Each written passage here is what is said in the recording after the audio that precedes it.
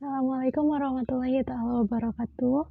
Bismillahirrahmanirrahim. Alhamdulillahirobbilalamin. Wassalatu wassalamu ala asrofil anbiya'i wal mursalin. Amma ba'du.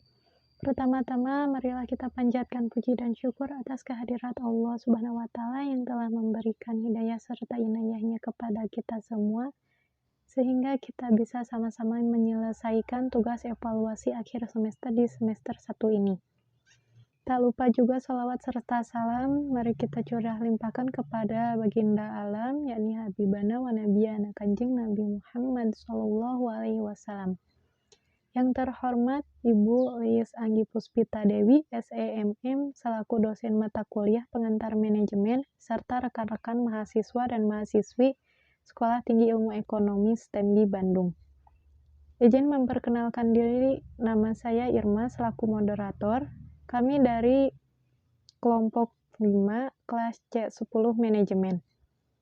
Di sini kami akan memaparkan materi terkait tugas evaluasi akhir semester dengan urutan materi yang tersusun mulai dari pemateri 1 Farhan Muhammad Agustian, pemateri 2 oleh Nurul Fatimah, pemateri 3 oleh Reni Suhartini, pemateri 4 Anggun Suherni, dan yang terakhir pemateri 5 oleh Irma. Maka dari itu, untuk pemateri 1, layar dan waktu saya persilahkan. Assalamualaikum warahmatullahi wabarakatuh. Perkenalkan, nama saya Farhan Muhammad Agustian dari kelompok 5. Di sini saya akan menjelaskan tentang penerapan manajemen SDM dalam mengelola keanekaragaman SDM. Sumber daya manusia. Sumber daya manusia merupakan faktor penting dalam suatu organisasi atau perusahaan. Sumber daya manusia adalah individu yang bekerja sebagai penggerak suatu organisasi baik, institusi maupun perusahaan dan berfungsi sebagai aset yang harus dilatih dan dikembangkan kemampuannya. Keragaman. Keragaman adalah istilah yang luas serta frase keragaman tempat kerja, workplace, diversity yang didasarkan pada karakteristik seseorang berbeda dari yang lainnya. Manajemen keragaman. Manajemen keragaman adalah pemberian fasilitas kepada pekerja dengan latar belakang yang berbeda agar turut mengikuti proses dan tujuan organisasi untuk mencapai keunggulan yang kompetitif. Implementasi manajemen keragaman MSDM. Menurut Mina dan Fangka 2017, praktik implementasi manajemen dapat dilakukan dengan menerapkan 7 proses, yaitu 1. Seleksi, 2. Evaluasi, 3. Pelatihan, 4. Kompensasi, 5. Kontrol, 6. Bebas identitas, 7. Praktik kelompok. Bentuk implementasi manajemen keragaman. Bentuk implementasi dari manajemen keragaman di dalam organisasi dapat dilakukan dengan menyediakan fasilitas kerja dan keagamaan, untuk mendukung kegiatan karyawan, memberi cuti, pemberian jaminan kesehatan, dan memberikan wadah aspirasi melalui serikat pekerja dalam perusahaan. Kendala implementasi manajemen keragaman. Kendala ataupun hambatan implementasi manajemen keragaman disebabkan karena adanya keluhan dari karyawan yang beragam seperti usia, ras, dan etnis, dan gender berkaitan dengan kesetaraan, kesempatan kerja, serta perlakuan diskriminasi dalam gender, ras, dan etnis. Kendala atau hambatan implementasi manajemen keragaman disebabkan karena tidak adanya dukungan dari karyawan pria di dalam mempromosikan keragaman, dan karyawan pria tidak menghargai pimpinan yang merekrut maupun mempertahankan karyawan yang beragam. Sekian, terima kasih. Assalamualaikum warahmatullahi wabarakatuh.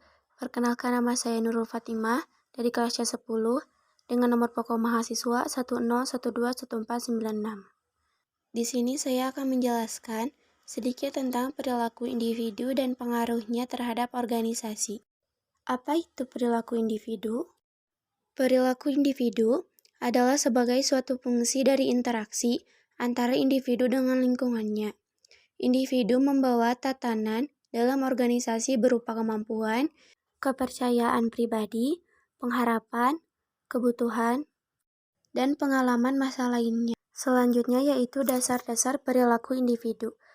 Semua perilaku individu pada dasarnya dibentuk oleh kepribadian dan pengalamannya. Sajian berikut ini akan diarahkan pada 4 variabel tingkat individual, yaitu karakter biografis, kemampuan, kepribadian, dan pembelajaran. Karakteristik biografis merupakan karakteristik pribadi yang terdiri dari usia, jenis kelamin, status perkawinan, masa kinerja. Yang kedua yaitu kemampuan.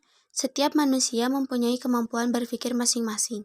Seluruh kemampuan seorang individu pada hakikatnya tersusun dari 2 faktor, yaitu kemampuan intelektual dan kemampuan fisik.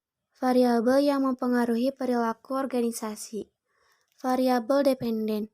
Yang pertama yaitu produktivitas, yaitu suatu ukuran kinerja yang mempengaruhi keefektifan dan efisiensi. Yang kedua yaitu keabsenan atau kemangkiran, yaitu gagal atau tidak melapor untuk bekerja. Yang ketiga yaitu pengunduran diri atau keluar masuknya karyawan, yaitu penarikan diri secara sukarela dan tidak sukarela dari suatu organisasi. Yang terakhir yaitu kepuasan kinerja, yaitu suatu sikap umum terhadap pekerjaan seseorang atau selisih antara banyaknya ganjaran yang diterima seseorang pekerja dan banyaknya yang mereka yakini seharusnya mereka terima. Selanjutnya yaitu variabel independen. Yang pertama, variabel level individu, terdiri dari usia, jenis kelamin, status perkawinan, dan masa kerja. Yang kedua, variabel level kelompok. Yang ketiga, level sistem organisasi.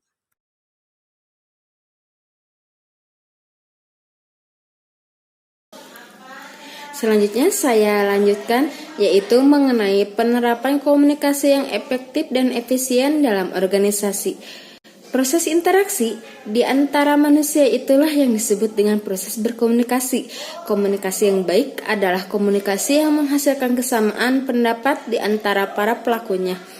Sebuah proses komunikasi bisa saja gagal jika para pelakunya justru malah saling salah paham, bahkan hingga mengalami ketegangan. Inilah yang disebut dengan miskomunikasi. Jika komunikasi di dalamnya berlangsung dengan baik, maka organisasi tersebut dapat berkembang dan maju. Sebuah proses komunikasi dapat berhasil jika dilakukan dengan efisien dan efektif. Komunikasi efektif dalam organisasi atau perusahaan. Dalam sebuah organisasi perusahaan, komunikasi efektif dan efisien memiliki peran yang sangat penting karena bermanfaat untuk meningkatkan produktivitas, mengatasi atau menghindari konflik, membantu mengembangkan potensi setiap karyawan, membentuk suasana kerja yang kondusif dan profesional. Sebuah komunikasi efektif dan efisien di perusahaan. 1. Selalu menghargai pendapat, karena setiap manusia memiliki keunikan karakternya masing-masing, maka perbedaan akan selalu menjadi keniscayaan. Caranya adalah dengan saling menghargai. Dengan menghargai sesuatu yang berbeda, maka akan timbul suatu sikap toleransi. 2. Memberikan feedback. Feedback atau umpan balik ini adalah respon yang diberikan ketika ada pihak lain yang mengajak untuk berkomunikasi. Tanpa feedback, maka sudah pasti sebuah komunikasi tidak akan berjalan dengan baik. 3. Berbicara langsung. Berbicara langsung adalah bentuk komunikasi yang sangat minim resiko salah paham, karena kita langsung bertanya kepadanya jika ada sesuatu yang tidak mengerti. 4. Sinkron. Sinkron di sini maksudnya adalah sesuaikan atau menyesuaikan antara perkataan dan perbuatan, apalagi ketika berada di posisi sebagai atasan atau pemimpin tim kerja. Beberapa hal kecil dapat dilakukan agar kita benar-benar bisa mewujudkan komunikasi efektif dan efisien di lingkungan kerja, seperti selalu bersikap bersahabat dengan semua orang, selalu siap mau mendengarkan, menyampaikan pesan dengan jelas, perhatikan bahasa tubuh, dan open mind. Yang selanjutnya, penerapan teori motivasi hierarki Maslow dalam organisasi. Apa sih motivasi? Motivasi adalah energi aktif yang menyebabkan terjadinya suatu perubahan pada diri seseorang yang nampak pada gejala kejiwaan, perasaan, dan juga emosi, sehingga mendorong individu untuk bertindak atau melakukan sesuatu dikarenakan adanya tujuan kebutuhan atau keinginan yang harus terpuaskan. Yang selanjutnya ada teori-teori motivasi.